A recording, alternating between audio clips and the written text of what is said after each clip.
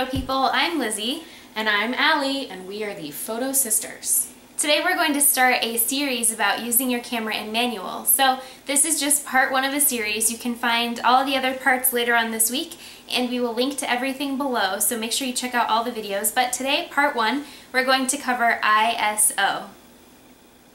And it doesn't mean in search of. I've never even heard that phrase. But ISO is one of the basics of manual, and this is probably the first setting that you're going to change on your camera. So, long story short, ISO is your sensor's sensitivity to light. So when you're changing your ISO, what you're going to do is you're going to look at the available light that you have, and then you're going to set your number accordingly. Now, the ISO that your camera can get to depends on your camera model. Newer cameras can go higher, and older cameras, they can kind of go high. Most of them can't go high, and usually their, higher numbers cause a lot of noise, which some people confuse with grain because it looks pretty similar, but it is called noise. It's that grainy, textured-y look that most people don't really... Almost kind of like static-y. Yeah, yeah. A lot of people, don't really care for that, but some people love it, so it just depends. But, for the most part, ISO controls, your camera sensitive, or your sensor's sensitivity to light.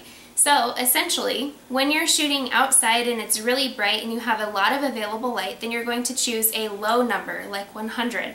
So if you're shooting outside on a sunny day, there's not a cloud in the sky, you're going to start with ISO 100. As it gets darker and darker and darker and darker, or if you move inside, you're going to change your ISO to be a higher number, so that your camera is more sensitive to the light that's available to you. And so if you're shooting inside, like right now we're inside, we're right next to a window. That's why we're lit so well. But, if you're inside, you're probably going to start with something around ISO 400 if you're in this, semi-dark environment.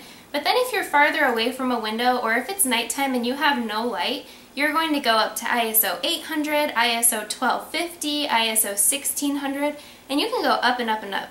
And like I said, it depends on your camera. Some cameras stop at ISO 1600 and some of them go all the way up to ISO 6400 and beyond. So it really depends on your camera. Refer to your camera manual to see what your specs are, or Google your camera to find out what your ISO range is. And then it's usually always starting at 100. Yeah, so sometimes it starts at 50, but most people don't use ISO 50 anyways. So basically what you're going to do is when you start, using your camera in manual, the first setting that you're going to adjust is your ISO. And like I said, on our blog we'll have kind of like a go-to guide, I guess you could say, that kind of shows you a lighting scenario and then what a good number is to start at. You can always increase it, but increasing your ISO will help you from not using your pop-up flash. And that's one of our first no-nos in manual, is you don't want to use the flash. Yes. So that's why you would compensate by using your ISO. Mm-hmm. That's a great point, Allie. Look at her. She's learned so much over the years. I have, thanks to my photo sister. Uh-huh. Yeah. Anyways, lame. So, no, we're not lame. Never, ever. So just remember, the lower number is outside, it's bright out. You get higher as you go inside. Me, personally, I have a very dark house.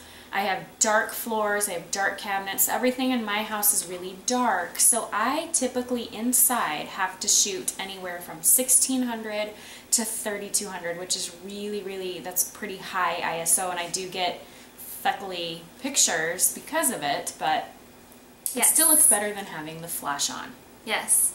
And like we said, the higher number you get, the higher chance that you get for noise in your images. So that's kind of the take that you have, the give and take part. You have to take that. But luckily there's some things you can do in post-processing that can, kind of reduce some of that noise. We'll go into that in a future video. Of course, that's what we're here for.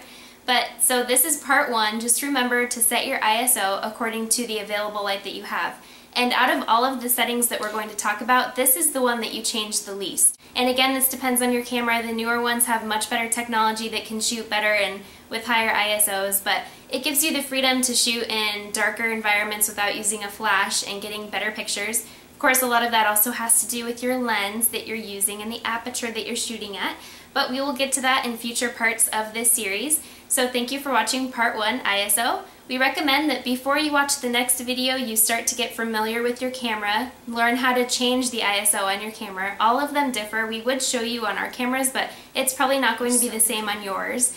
Even within a Canon camera, it'll vary completely differently from one model to the next. So just learn how to change your ISO on your camera, practice changing the number. Remember that the lighter it is, the lower number you'll need, the darker it is, the higher number you'll need, and you'll be good to go. And once we talk about everything else, it will hopefully make sense. So don't forget to subscribe to our Yes. future videos, because you wouldn't really want to miss out on our next videos. No.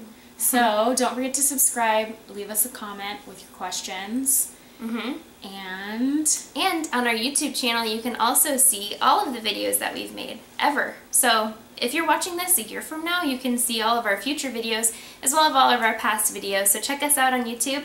Our username is thephotosisters, and we hope to see you guys again. Thank you for watching. Thanks, bye-bye. Bye.